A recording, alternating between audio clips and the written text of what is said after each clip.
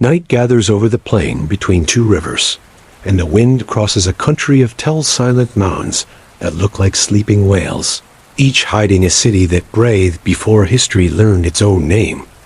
And beneath this hush waits Sumer, first of the city born, wrapped in mud brick and moonlight, as if time itself were clay softening in a kill of stars, asking who taught humanity to stack hours into temples and carve laws into dust, and why the oldest stories begin here, where reeds whisper in brackish lagoons,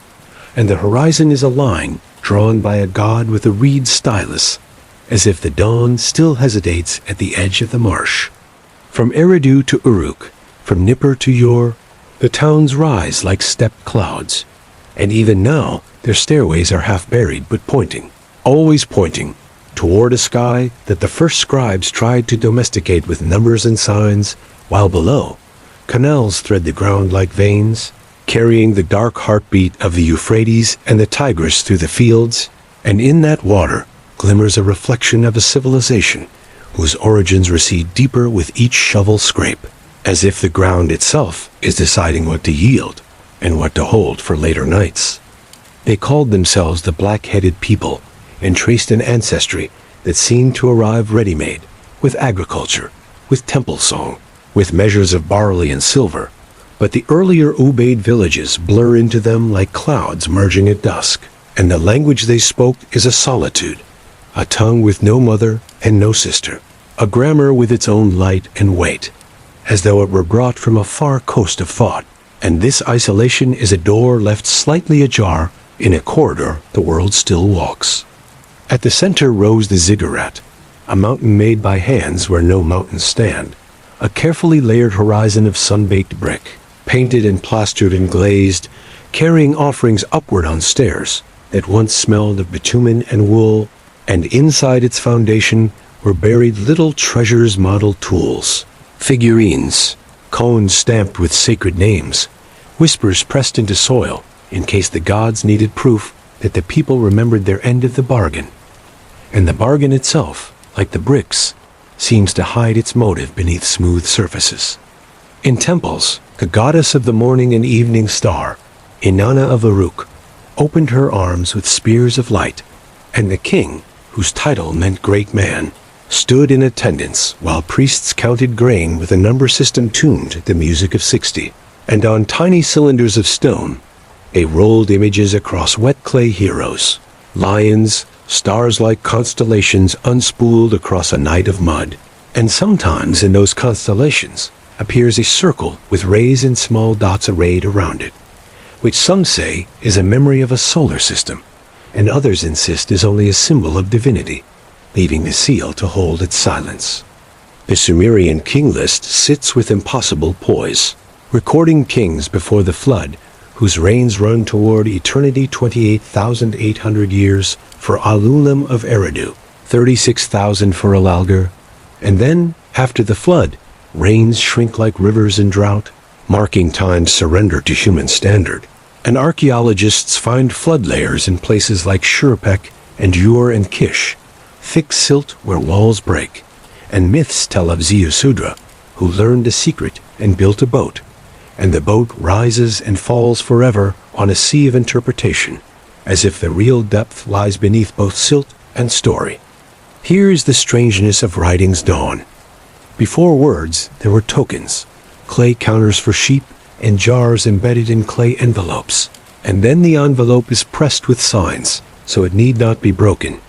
and then the signs are copied without the envelope at all, as if the idea of a thing had stepped out of its shell and walked upright to meet the future. And with this trick, the Sumerians start conversations with people not yet born, a conversation that still hums in the cool of museum vaults. Cuneiform yields nouns before verbs, rations before prayers, names before their myths. Yet within a century or two, the signs begin to sing, and myths gather, Enki of sweet waters and clever dreams, Enlil of air and exacting decrees, Ninghersag of earth's hills, and Inanna with eyes that never blink. And each god owns a city, that owns a temple, that owns a field, that owns the day's labor, a chain of belonging whose clasp is the tiny wedge pressed into clay, and outside the city wall, the desert watches like a patient witness. Everything is measured. Barley by the sila and gur, time by fingers of day and spans of night, land by cord and peg, and life by a ledger in a temple archive stacked like a geological layer of decisions. But under such control, perhaps anxiety grows, and distrust of the river's moods, and a feeling that the gods are exacting bookkeepers, who sometimes turn the page too fast. So songs rise to soften them, and hymns rise to remind them, and the stepped mountain reaches higher, as if a stair can persuade a storm. Now and then, a shard speaks, a hymn to a city's wall that strides like a bull, a list of professions that reads like a census of thought, a recipe for long beer that tastes of date honey, a map scratched in the simplest strokes that may be canals or a cosmology. And among these, a door seems to open a pattern of place names that implies a lost quarter of Uruk, a corridor beneath a platform, a vault not yet breached because its bricks have fused to stone, and the air behind them has not been breathed in 5,000 years. The more we learn, the more the horizon recedes, and the marsh that cradled Sumer whispers with reeds that conceal and reveal. For excavation is a slow sunrise, and the shadows are protective, and in those shadows wait objects that will explain something while multiplying questions. Because Sumer is a generator of riddles by design and accident, and the greatest riddle is how the first cities arose with such mature complexity that even their ruins feel like veterans of time, as if they were born old and serene. If you stand at twilight on a tell and feel the soil's faint warmth, you can sense the weight of tablets unexcavated beneath your feet, lines of script still unread,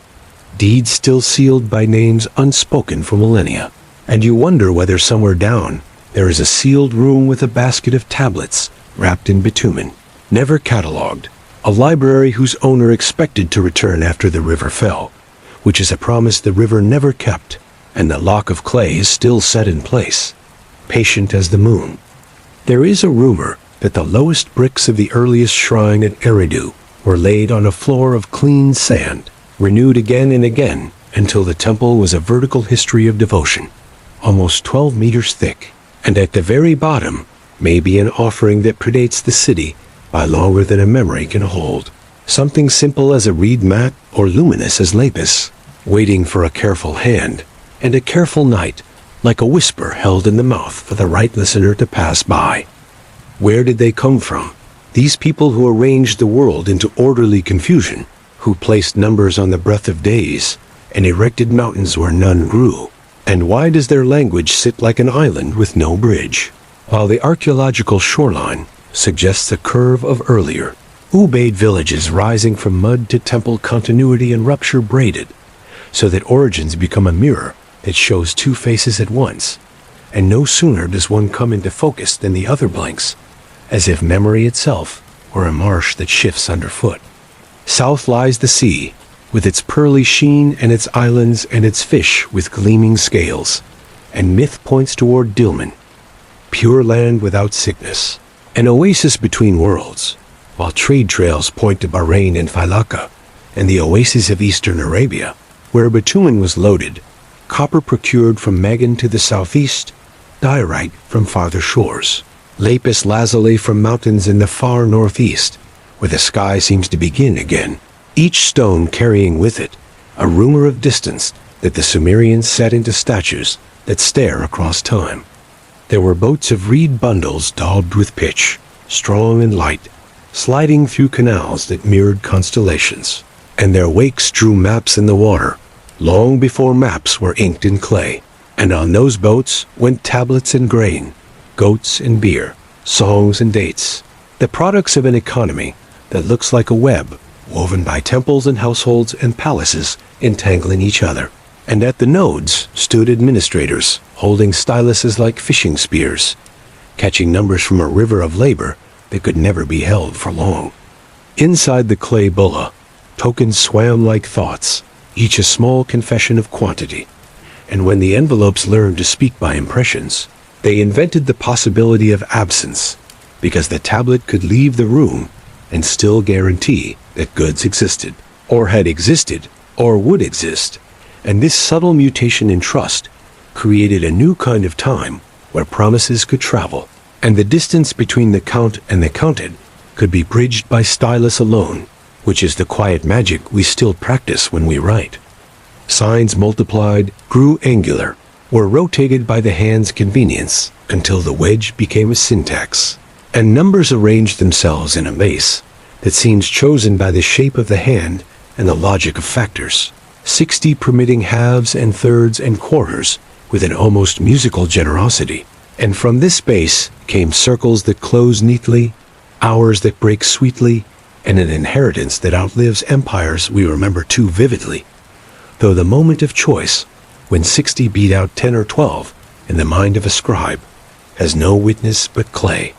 Time here is not just a ribbon, but a grid laid over the river's moods, with 12 months and intercalary neatness imposed upon a sky that resists, while Venus, in her wandering armor, is watched with careful eyes, because she is Inanna, patron and danger, lover of storm and clarity, and the city's fortunes seem to rise and fall with her restlessness. So omen lists begin their long life, recording what happened when a planet did this, or a liver bore that. A ledger kept against heaven's account with quiet desperation.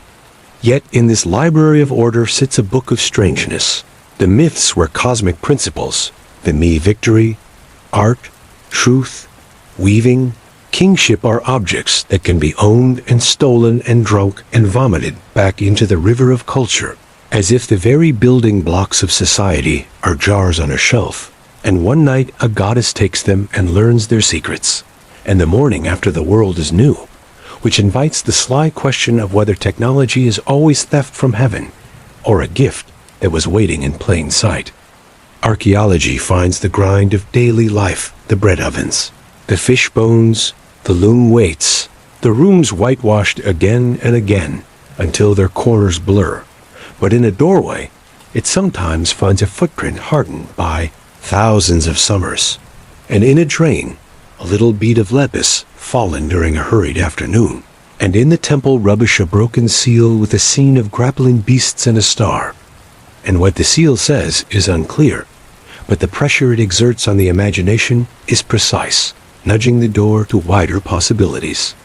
In a tablet house, where rows of shelves leaned under the weight of wet clay, boys and men scraped styluses on old tablets to smooth them for reuse. But sometimes a tablet was kept because it sang, and these are the ones that travel across centuries to a place where a king of kings in Nineveh collects them again. And by the good accident of fire, we learn what cold would have erased, a preservation by destruction that makes the story feel supervised by an indifferent God who nevertheless cares for text. Between the precise and the wild stands a priestess who writes her name, daughter of a conqueror, voice of a city's goddess, poet whose hymns still burn with heat. And in those hymns, the political becomes cosmic as she places the north and south in the mouth of Inanna and sets order in the world by naming it with rhythm. And scholars read her and feel the shock of self-authorship, where earlier the scribe's anonymity was humility and habit, and her disc gleams with a confidence that still surprises. She writes exile, she writes return, she writes the fury of a goddess that is both righteous and dangerous. And through her hymns, the city's rebuilding becomes a storm that clears air, a temple's reconsecration, a marriage of sky and brick, a ceremony that asks the goddess to dwell here as if deity were a guest who enjoys music and hospitality. And this intimacy with power is heady, almost modern, and yet it hums with secrets that belong to a time when even names were an experiment. There is an inscription about a canal cut straight and true, linking a city to its fields in a line that seems too exact for chance. And archaeologists with satellite eyes and magnetometers have begun to retrace those channels, finding ghost waterways beneath farms and highways, and sometimes, in the web, a knot appears without a present city to explain it, a dark rectangular shadow suggesting a platform or quarter long eroded, inviting a slow approach with spade and brush toward a void that might hold an ancient plan. Beneath every plan runs an older one, a logic of marsh and wind that the Sumerians overcame without quite defeating, because their cities are collaborations with water that can withdraw its consent at any time. And in that tension, by the myths of flood and favor, the yearly festivals of appeasement, the offerings poured into foundation boxes for gods who prefer practical gifts, and among these gifts might be something we still lack: a rule, a measure, a map to a place where reeds have long since covered the path. Night was taught to speak in Sumer, but it learned to sing and acted, and in that blending of tongues stands a figure who signs her work with the certainty of a dawn, a high priestess of Nana, at Yor named Enheduanna, whose hymns to Inanna are not merely praise, but the architecture of a cosmos where politics is weather and desire is geopolitics. And in those poems, she mounts the goddess on a chariot of winds and storms the gates of rebellious cities, the metaphors sounding like the footsteps of armies across fields of thought. Her artistry is also policy, because by aligning Sumer's goddesses and gods with the imperial project of her father, the union of city-states becomes a liturgy, and the gods are persuaded that their shrines rhyme rather than clash. An argument made in meters as exact as building plans, and when she is cast out in a palace coup, she writes of the dust in her hair and the cords at her waist, a human pain that makes the goddesses return a relief and a reminder that gods in power share furniture. In the disk of Enheduanna, a circular relief unearthed like a moon in a jar, a woman in a fringed cloak stands dignified, with scribes and priests behind her, and the quiet authority in her pose suggests a century of literacy's maturity, a civilization with edges softened but not dulled, a confidence that the city can be tuned like a lyre, and its people will understand the song. And within this confidence remains a question about what sort of magic writing is when it speaks with the voice of a woman whose echo has not decayed.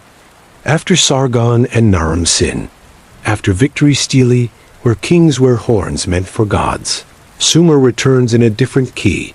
a liturgical language preserved and perfected even as Akkadian becomes the mother tongue of speech. And here the archives multiply words like stars, and lexicons appear where a scribe learns a sign for dog and a sign for divination next to a sign for copper, as if the world could be rehearsed into permanence. And yet the fragility of the cities under drought and invasion makes each school day a rebuke to hubris. The temple at Nippur Eker, the mountain house, sits like a heart of gravity where God's decrees are said to be fixed, and the myths report legal proceedings in heaven, as though creation is a matter of procedure. And in this climate, to me, those shimmering tokens of civilization become an obsession.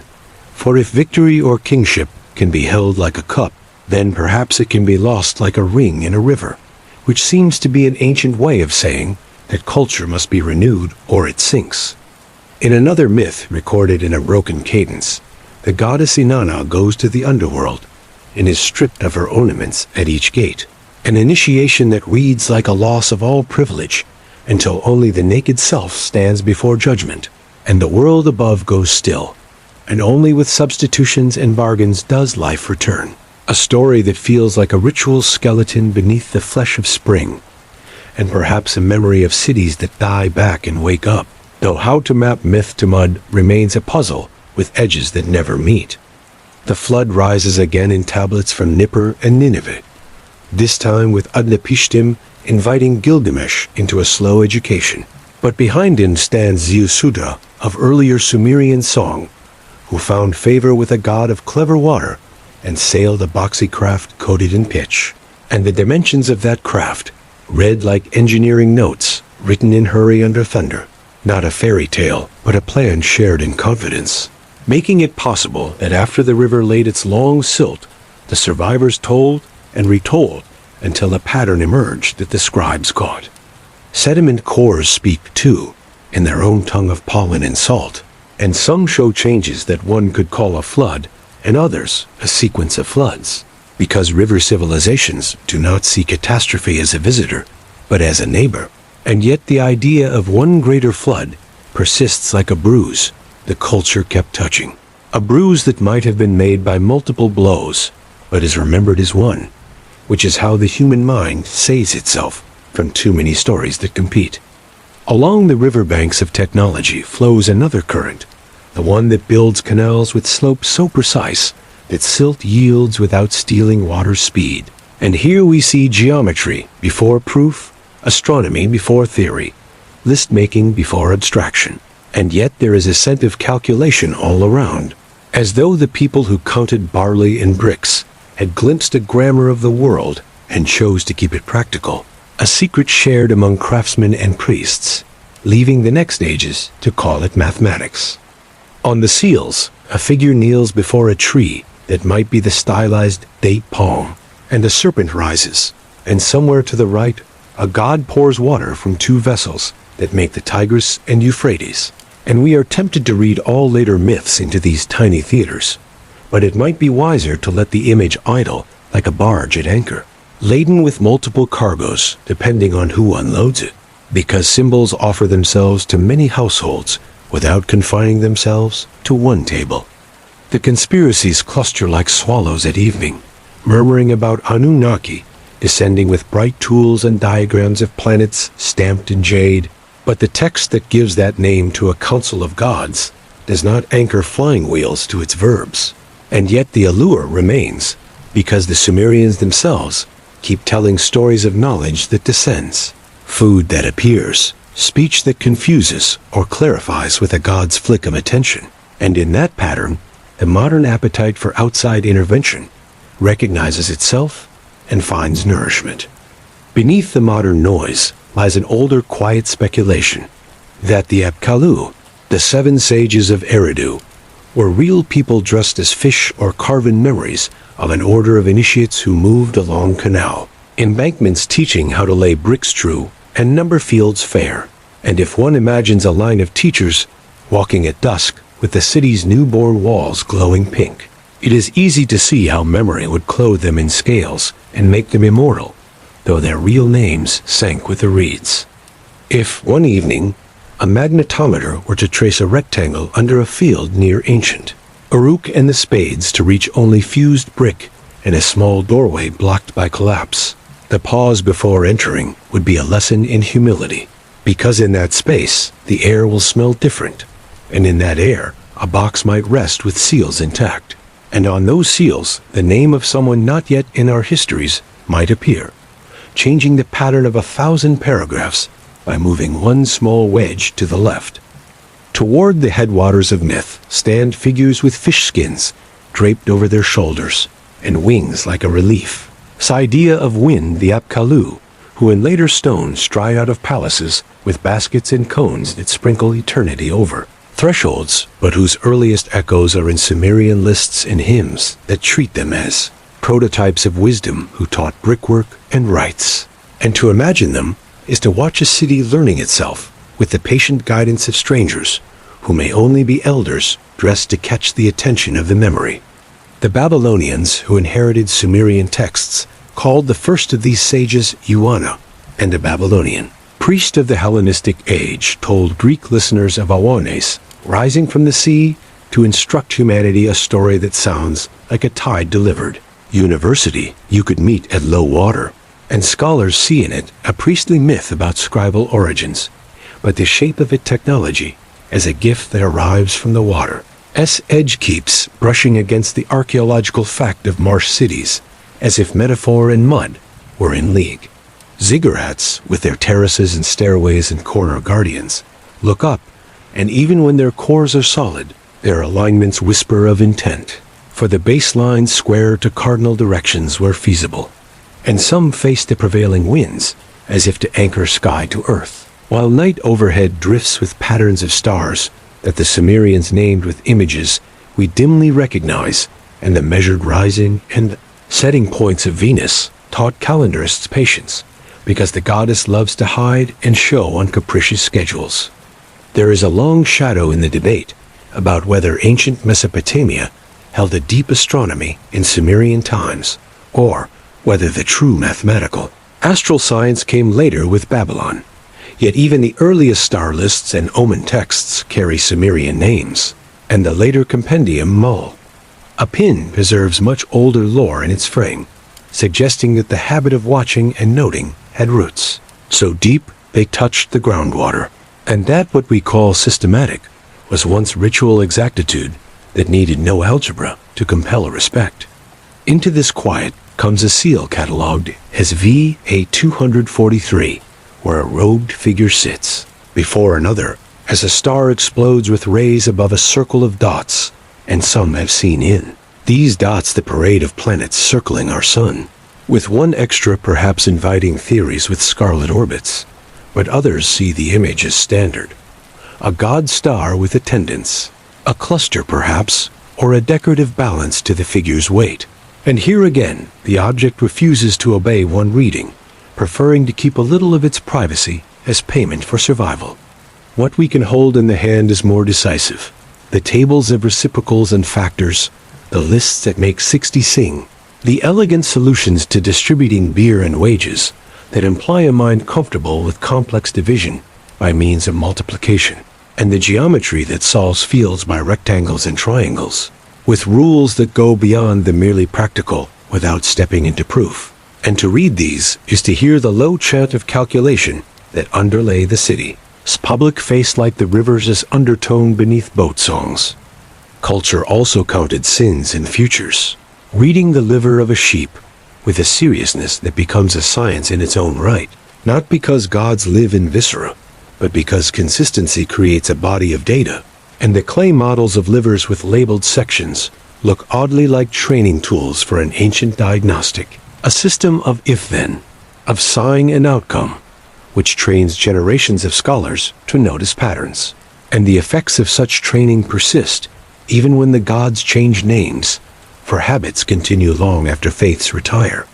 Libraries were not places, but rooms and rooms, archives and tablet houses, and in one of the oldest cities there was a temple library whose reputation persisted for centuries. Sippur's House of the Sun, with a tablet of Shamash that kings later boasted of restoring or consulting. And while much of Sippur has been touched by spade and looter,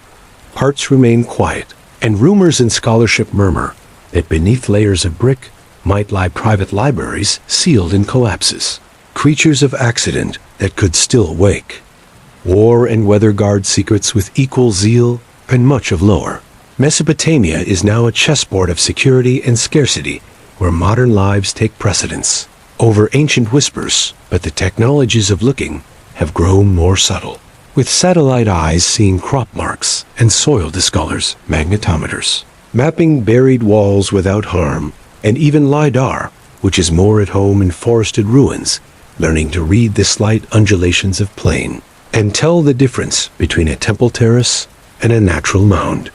If the ziggurat at Ur stands like a photograph in a family album, restored in stages by kings and archaeologists, its core reminds us that most of these mountains are layers of fill and skin, their hearts silt and compacted mud,